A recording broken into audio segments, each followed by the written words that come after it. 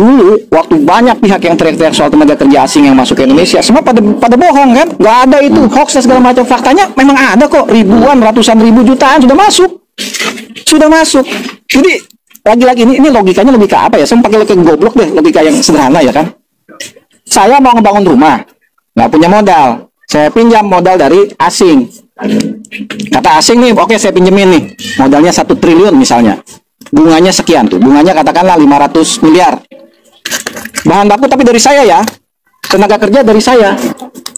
Jadi saya minjem duit, bangunin rumah saya, tapi bahannya dari dia, tenaga kerja dari dia, berarti uangnya saya balikin kan.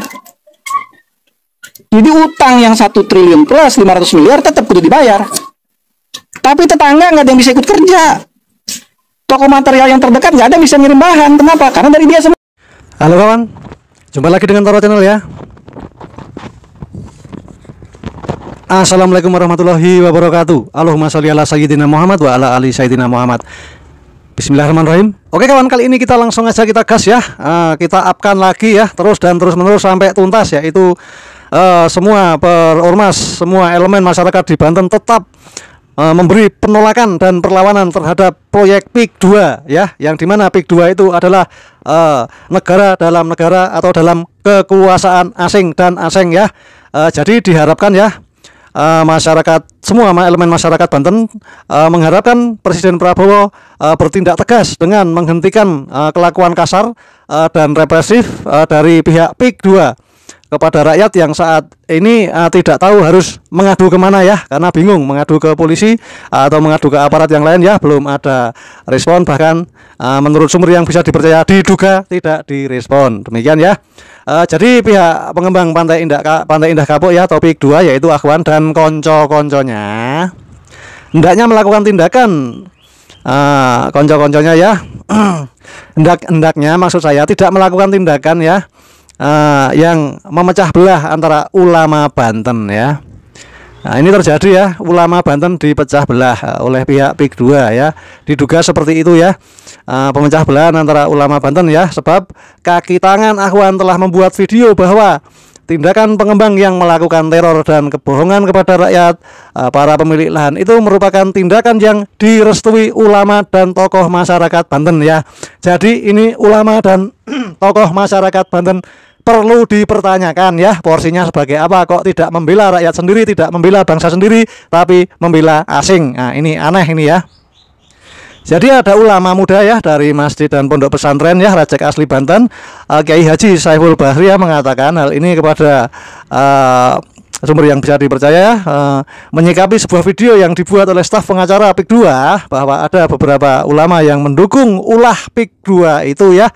Tindakan itu patut dipertanyakan sebab sebagian besar ulama termasuk mantan Wapres Kiai Haji Ma'ruf Amin ya tidak berkenan atas manuver Akhwan yang diduga sengsarakan rakyat miskin. Ada apa dengan ulama-ulama ini ya? Untuk selanjutnya kita simak ya pernyataan-pernyataan dari para pendekar, dari para jawara, dari para kiai, dan pernyataan dari Pak Prabowo sendiri, dan juga dari pengacara-pengacara PIK 2 ataupun pengacara rakyat miskin, dan semua elemen-elemen ada di video ini. Oke, selanjutnya Bismillahirrahmanirrahim. Kami memanggil para jawara-jawara Banten untuk turut serta hadir memperjuangkan kedaulatan tanah Banten ini, karena dulu jawara dan ulama dan rakyat itu berkumpul bersatu padu untuk mengusir penjajah. Betul? Jati diri pendekar itu kesatria. Kesatria itu adalah sudah yang ditanamkan oleh para guru besar di dunia pendekar. Saya meyakini bahwa teman-teman sepaham dengan kita bahwa ini memandang penjajahan, dan ketika penjajahan Belanda dulu pendekar terdepan yang dibawa oleh Pangeran Patigula Geseng, seorang panglima, seorang pendekar yang terus melawan para penjajah, dan hari ini membuktikan bahwa kekuatan pendekar di berbagai perguruan Banten tetap menolak terhadap kehadiran PIK 2 yang tidak maslahat itu membuat madarat. Ini bentuk penjajahan yang harus dilawan sampai titik darah penghabisan. Tidak ada kompromi kita. Membangun suatu pemerintahan ke depan yang bersih, pemerintah yang bebas dari penyelewengan dan dari korupsi.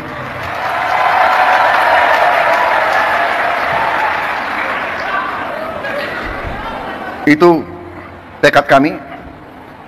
Kami akan terus, dan kami mengerti, kami tahu ada perlawanan-perlawanan, ya kan? Tapi kami yakin apa yang kami perjuangkan adalah untuk bangsa dan rakyat Indonesia. Pertama, ya, saya sudah beri istilahnya peringatan berkali-kali. Sekarang, siapa yang bandel,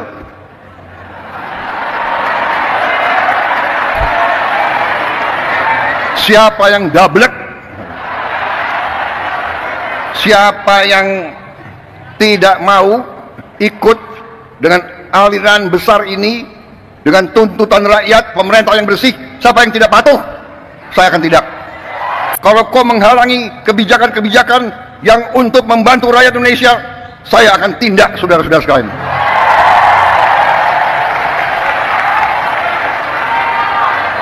Dan saya minta menteri-menteri, pemimpin-pemimpin lembaga, tidak ragu-ragu. Saudara-saudara kita hanya bekerja untuk bangsa, negara, dan rakyat Indonesia. Banten ini terkenal dengan orang yang hebat, yang kuat melawan penjajahan Belanda. Betul? Lama saya penasaran. Bentuk orangnya, fisiknya, tubuhnya sama dengan orang Sumatera. Kenapa orang Banten ini terkenal luar biasa? Baru saya paham setelah sampai di sini. Kenapa? Karena makanannya luar biasa.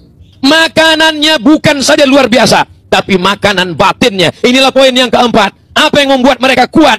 Mereka tidak takut mati. Kenapa mereka tidak takut mati? Karena mereka dekat dengan ulama. Ulama mengajarkan, kalau kamu mati melawan Belanda, kamu mati melawan Jepang, kamu akan mati syahid. Mereka tidak takut. Ini saya perhatikan ya. Para pemimpin kita kan sering sekali mempergunakan kata-kata pembangunan. Cuma yang tampak ini pembangunan untuk siapa? Apakah pembangunan untuk rakyat atau rakyat untuk pembangunan? Kalau dalam kasus PIK 2 bukan pembangunan untuk rakyat menurut saya. Tapi rakyat yang harus berkorban untuk kepentingan mereka. Pembangunan. Jadi dengan alasan pembangunan rakyat diminta berkorban, gitu ya? Supaya kita bisa bangun infrastruktur macam-macam, gitu ya. Lalu dibangunlah, gitu ya. Tiba-tiba yang isi siapa? Diisilah oleh kawan-kawan kita yang punya uang. Sehingga akhirnya saya lihat nampaknya pembangunan ini lebih berpihak kepada orang yang punya uang dan tidak berpihak kepada rakyat. Dan atas nama baik Aguan maupun Antoni Salim. Jadi ngabisin waktu kami berdiskusi dengan beliau. Karena tidak ada kepentingannya. Yang kedua, kami itu bertindak bukan atas kepentingan pribadi kami. Untuk bangsa dan negara, untuk rakyat. Maka kami bawa ke ranah pengadilan.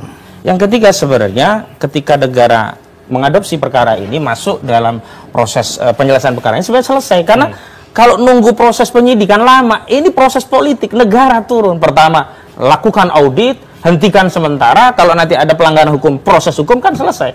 Sampai hari ini jangankan melakukan audit menyeluruh terhadap proyek PIK yang ada PSN dan di luar PSN. Menetapkan aktor lapangan siapa yang nanam bambu saja, negara kagak bisa. Miris nggak kita?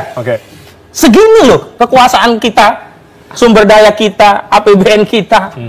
Kok menetapkan siapa sih orang yang nanam kok nggak ketahuan? Ini jelas ada desain besar untuk melindungi oligarki, dan saya tidak mau Pak Prabowo terjebak ke situ. Makanya saya bantu Pak Prabowo untuk mengambil kebijakan yang benar-benar berdiri di atas konstitusi, membela rakyat dan menjaga kedaulatan negara. Tiga hal ya. Berdiri di atas konstitusi, membela kepentingan rakyat dan menjaga kedaulatan negara. Kalau berbicara perampasan ya, selama yang kami, bahkan saya ini juga pasang flyer ya, pasang pamflet jika ada isu perampasan atau penggusuran atau istilahnya apalah, mengambil secara paksa yang bukan haknya, saya pastikan itu tidak ada. Kalaupun sekarang Mas Hosinuddin itu membawa ini kasus ini ke ranah hukum, ya silakan ke meja hukum. Tapi ketika jenengan bertanya kepada saya bahwa perampasan, penggusuran, saya sampaikan di forum ini tidak ada. Tidak ada. Sampai detik ini tidak ada sama sekali. Ya nggak tahu lagi misalnya orang nih, kan ada tuh ketika ada gula, ada semut nih, mencatut-catut misalnya atas nama PIK misalnya. Kan seperti itu, makanya PIK itu dalam setiap pembayaran itu langsung kepada ahli waris, dan itu diumumkan Mas. Sertifikatnya dibawa, ahli warisnya dibawa, itu ada balihonya. Nah misalnya nama ini, tanah seluas ini, per meter ini, jumlah total ini, dan itu disaksikan oleh kepala desa dan notaris gitu loh Mas. Makanya saya penasaran dengan keterangan Bang Hosinuddin, tapi ketika tawaran kami untuk melakukan klarifikasi, mencarikan solusi, kemudian Bang Hosinuddin punya jalan pengadilan, ya kami silahkan. Penasaran gitu. Tuh katanya. Harus kita jaga. Karena itu kita memberikan kritik itu sebenarnya dalam rangka agar institusi negara bekerja sebagaimana mestinya. Karena apa? Kita boleh kehilangan kepercayaan kepada pejabat tertentu. Tapi jangan sampai rakyat kehilangan kepercayaan kepada institusi tertentu. Karena itu sudah waktunya menurut saya institusi Polri dilakukan revitalisasi dengan cara misalnya mengganti Pak Kapolri, Pak Listio Sigit Prabowo, toh sudah 4 tahun lebih begitu. Karena begini, agak sulit memulai proses penyidikan oleh institusi Polri ketika Kapolrinya yang menurut Pak Listio sendiri kan kalau ikan busuk itu kan dari kepalanya. Sangat sulit rakyat memberikan kepercayaan kepada institusi ketika Kapolrinya bermasalah dalam pengertian tanda petik lamban menangani kasus ini karena ada kepentingan yang berkonflik antara dirinya dengan Agung Sedayu. Karena di era dialah institusi Polri mendapat bantuan Makobrimob begitu. Nah, selanjutnya saya pikir begini Mas Rofi dan kita semua, masing-masing kita menjalankan fungsi kita masing-masing lah. Saya hargai Mas Rofi dan saya punya kewenangan sekaligus tanggung jawab untuk membuktikan perkara saya di pengadilan. Karena itu memang saya selalu mendatangi. Dan mohon maaf Pak Susno, kalau ada orang yang katanya dirampas, bukan kalau ada dan nyata. Kalau itu kan asumsi lah. Kami sudah mendatangi, videonya sudah kami edarkan juga. Kenapa kami juga sampaikan kepada publik video itu? Karena ada 2 kepentingan. Pertama, untuk pembuktian pengadilan. Yang kedua, untuk menjelaskan kepada publik ini loh yang sebenarnya terjadi. Jangan hanya mempercayai buzzer-buzzer yang ngomong nggak jelas gitu. Seperti Abu Janda itu ngomong ini punya nelayan, ternyata dicabut sama TNI, sekarang hilang itu orangnya. Kemana itu? Nggak kelihatan lagi itu batang hidungnya. Nah, kita harus bicara berdasarkan data dan fakta. Nah, kami memulai itu dan mohon dukungannya kepada seluruh rakyat. Dan yang paling penting adalah kepada Saudara Aguan dan Antoni Salim, segera bertanggung jawab. Ini masalahnya tinggal di orang 2 ini kok. Kalau dia mau menyelesaikan, selesai negara kita. Jangan sampai negara kita yang besar ini kalah oleh kendali 2 orang yang sebenarnya bukanlah orang yang punya saham mayoritas di negeri ini. Mayoritasnya adalah kita rakyat. Laut, keluar masuknya dari laut. Makanya ini bicara balik lagi tentang potensi dan memang patut diduga ya.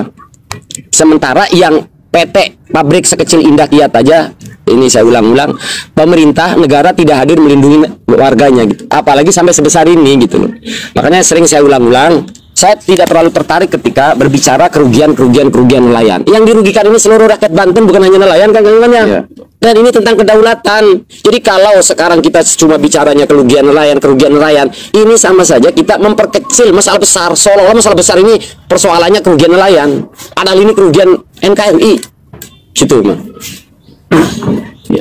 Nah, sedikit tambahan aja, barangkali informasi aja. Kalau orang Banten nih, emang santri biasanya kan kalau mau nganjor, mau kemana, mau apa, nganjor apa sih? Apa bahasanya? Nganjor ya? Mau nganjor jalan. Ya, merantau lah. Paling tidak kan punya bekal. Pertama bekalnya ngaji, yang kedua bekalnya pukul kan begitu. Orang Minangkabau juga sama begitu. Ya kalau mau merantau itu pasti juga dibekali ilmu bela diri. Ini menarik. Kebijakan Tiongkok itu warga negaranya yang merantau itu pasti dia mengikuti wajib militer dulu. Ya. Yang kedua, mereka selalu punya kewarganegaraan ganda. Misalkan dia di Indonesia, dia bisa punya warga negara Indonesia sekaligus mereka ada warga negara Tiongkok. Dulu waktu banyak pihak yang teriak-teriak soal tenaga kerja asing yang masuk ke Indonesia, semua pada bohong kan? Nggak ada itu, hoax dan segala macam. Faktanya memang ada kok, ribuan, ratusan ribu, jutaan sudah masuk. Jadi lagi-lagi ini logikanya logika apa ya? Saya pakai logika goblok deh, logika yang sederhana ya kan? Saya mau ngebangun rumah, nggak punya modal, saya pinjam modal dari asing. Kata asing nih, oke saya pinjemin nih, modalnya 1 triliun misalnya, bunganya sekian tuh, bunganya katakanlah 500 miliar. Bahan baku tapi dari saya ya, tenaga kerja dari saya. Jadi saya minjem duit, bangunin rumah saya, tapi bahannya dari dia, tenaga kerja dari dia, berarti uangnya saya balikin kan? Jadi utang yang 1 triliun plus 500 miliar tetap kudu dibayar. Tapi tetangga nggak ada yang bisa ikut kerja. Toko material yang terdekat nggak ada yang bisa ngirim bahan. Kenapa? Karena dari dia semua. Saya pikir gimana judulnya? Kita bangun demi kemajuan, demi pembangunan, demi peningkatan ekonomi, ngutang dari asing. Pokoknya tetap harus dibayar, dulunya harus dibayar, tapi impact-nya secara lokal juga nggak ada. Kenapa? Ya tenaga kerja dari dia, bahan-bahan juga dari dia. Nah kita dapat apa? Aneh. Kita tetap harus bayar itu utangnya, plus bunganya. Sementara masyarakat kita nggak ada ikut kerja.